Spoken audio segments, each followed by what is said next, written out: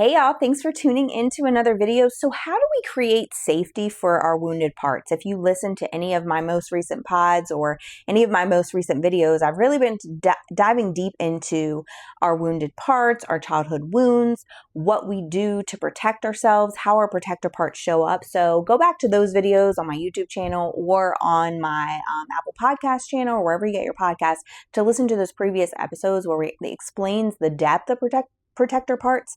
But I talked about those exile parts. It's the parts of us that we shove down. It's the parts of us that we don't allow to ourselves to experience because we maybe have protected ourselves so much with the protector parts that we don't allow those to come up to the surface, etc. But when your wounded parts need to be part of the story, they need to be part of the decision making, they need to be part of what you're using to determine your next steps and allowing yourselves to feel, etc. You have to create safety in order for them to be able to come in the room, because they won't show up if you've been pushing them down and getting them out of the space in order to keep yourself safe. So being able to feel the feels that you've had from those childhood wounds, being able to actually deal with what you've experienced, all of those things will stay stuffed if you're not creating safety. So if you want your exile parts to come forward, then you have to create a place of safety.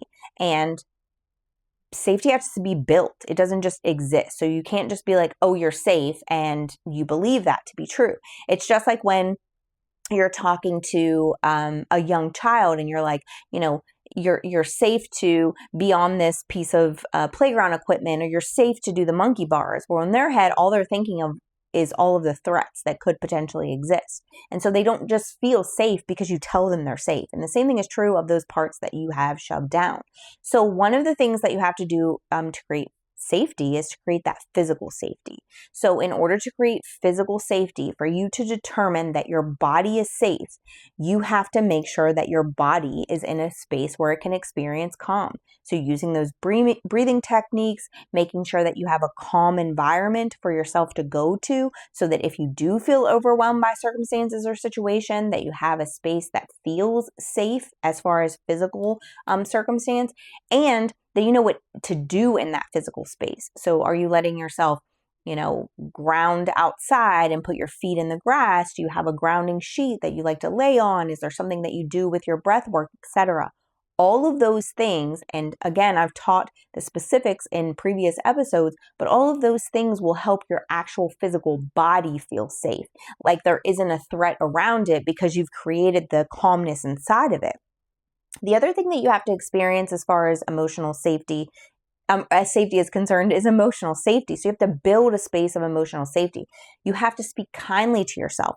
You have to let yourself know that it's okay to feel what you feel. It's okay to experience what you're experiencing, that what you're feeling is valid, that it's data for you to use to process the situation, etc. If you don't give yourself the emotional ability to feel those things, and you're speaking to yourself in such a way that's like, shut up, you're a baby, stop crying, you're whining too much, or whatever the case is, then you're not going to feel as if you have the opportunity to create a space where you're safe emotionally. And so if you're not safe emotionally, why would those emotions come up to the surface? They're going to continue to allow themselves to be stuffed because they don't feel like there's a space for them to be seen, heard, loved, nurtured, etc.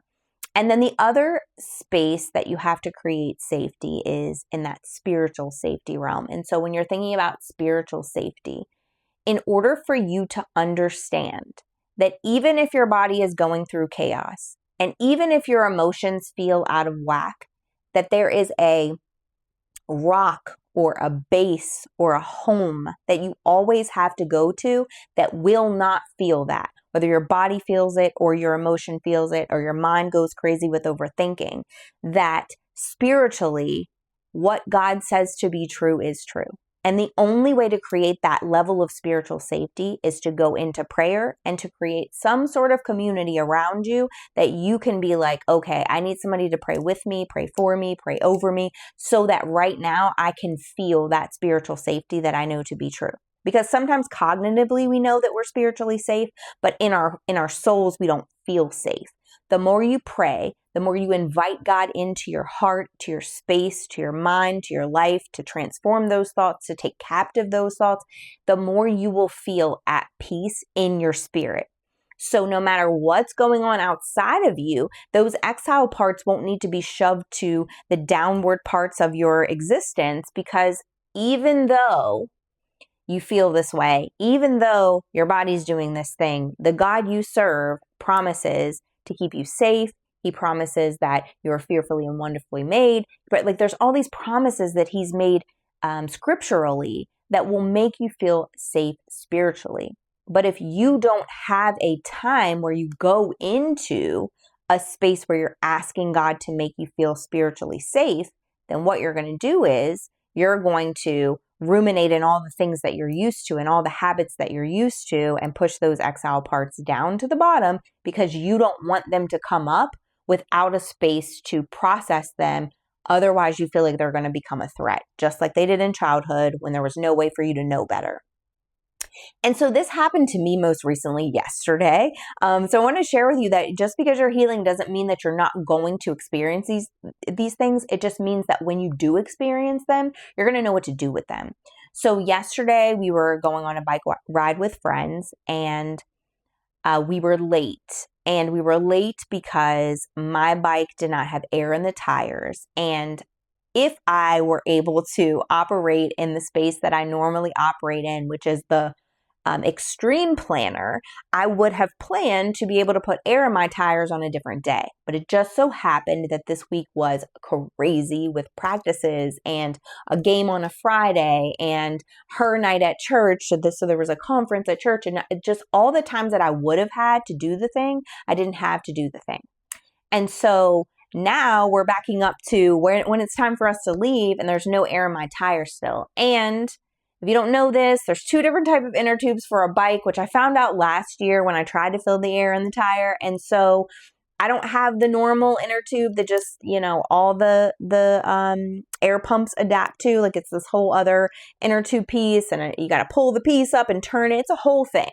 And so I have a hard time making it happen with that specific type of inner tube. I don't know what it is. I have the pump that has the piece that goes to that inner tube, but every time I try to pump it and put the air in it, it just doesn't work.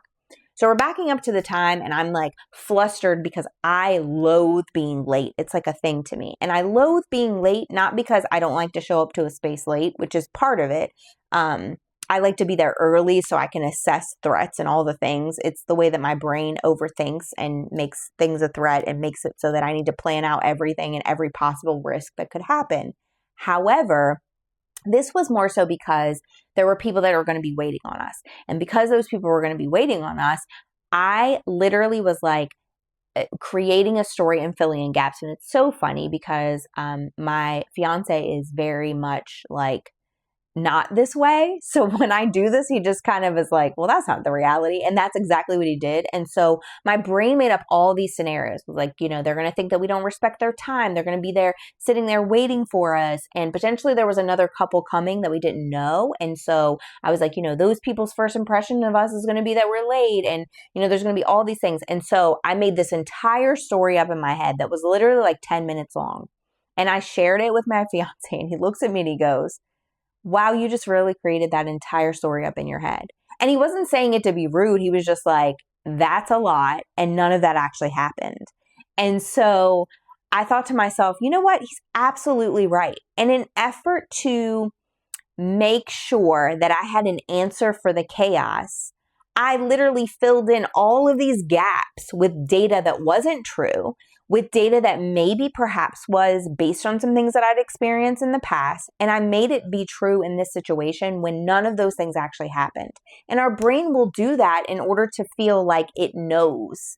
Like, I want to know the full gamut of the situation, so I'm going to fill in the gaps of all the things. We actually just talked about this in church, which is kind of funny that it happened to me yesterday, and then we talked about it today. But what happens is you can't let those exile parts back up when you're doing that, because you can't sit in truth for long enough for them to experience the safety, because you're making up all of these things. But when you're able to say, I'm physically safe, nothing is happening to me physically, I am emotionally safe because even if that is the thing that happens, worst case scenario, you just say you're sorry because you ended up showing up late. And then also I'm spiritually safe because at the end of the day, me being late for this bike ride does not mean that God doesn't love me and that he's not going to take care of the promises that he said he was going to take care of. And so that chaos becomes calm because it's like, okay, being late is something that I don't love, but it also is not the end of the world because I'm still safe in my body. I'm still safe in my emotions. I'm still safe in my spirit. And so I didn't have to do all of that overthinking. I could just stay calm. And it ended up being, which is kind of funny, and my friend texted me and said, hey, we're running late. And so he was like, see, that none of that happened and was never even a thought process because they're running late too. So I say all of that to say, you can't expect your exile parts to come up if you don't build a space where they are safe to do so. And if you want to truly heal yourself and allow yourself to exist fully aligned with you and the calmness and all of these pieces of you that you know are in alignment with you before you'd been provided with all of these threats, risks, and circumstances, then you have to trust yourself to know, I am safe in body, I am safe in mind and emotion. I am safe in spirit. And even if any of those things aren't true, your spirit is still safe because God made promises that it would be. And so today, what I hope for you is that you can practice grounding your body so that it feels safe. And like, think about which one am I going to do so that I can ground my body? And then do that and journal how it made you feel physically safe. Did you do breath work? Did you do some sort of grounding technique? Did you do yoga? Whatever it is. And how did it make your body feel safe? And then do one that connects to your emotional safely. So speak kindly to yourself or allow yourself to have an emotion and give it a soft place to land. And then journal about how that made you feel emotionally safe and what happened in that process. And then say a real prayer of, not that all prayers aren't real, but I mean like specific prayer when I say real prayer. So a specific prayer of, God, help my spirit to feel safe. I invite you in to keep me safe. And then journal what happens when you do that. And because I've done these three things, my hunch is that when you do that, what you're going to start to notice is you are allowing yourself to actually be, but you still feel safe in your body, mind, and spirit when you're doing it. So thank you for tuning in. I hope this helped you to create safety inside of yourself for your wounded parts. This message resonated with you. Please like and subscribe to all of my channels. Follow me on socials, share this message with your friends because knowledge gained and kept to yourself is selfish, but shared with the world could just be the catalyst they need to break free from the bondage that they're experiencing. And you never know, all those thousands of friends that you have following you on social media, you never know if you share a message on there that it could just be the thing that they needed to hear to help them with their current experience. So I thank you guys for tuning in, and I'll see you again next time.